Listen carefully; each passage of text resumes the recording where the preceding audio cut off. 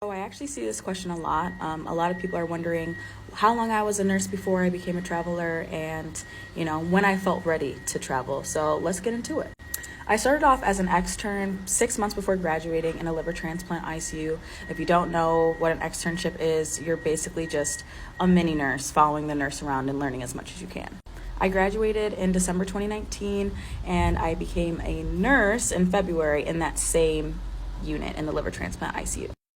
For about a year, I've talked about my time in the liver transplant ICU world. It can be very draining, so I definitely knew I had to make a switch.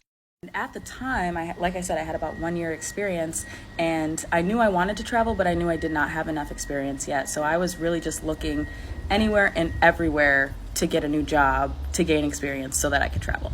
I then stumbled on float pool ICU nursing, where I was trained in 5 specialty ICUs, including medical, surgical, neuro, cardiovascular, and liver transplant, which I had already worked in. That orientation, because of my prior experience, was about 3 weeks per ICU. And after I did that for about 8-9 months, and I was completely comfortable with walking into any ICU, taking care of any patient on the floor without any help, that's when I knew I was ready to travel.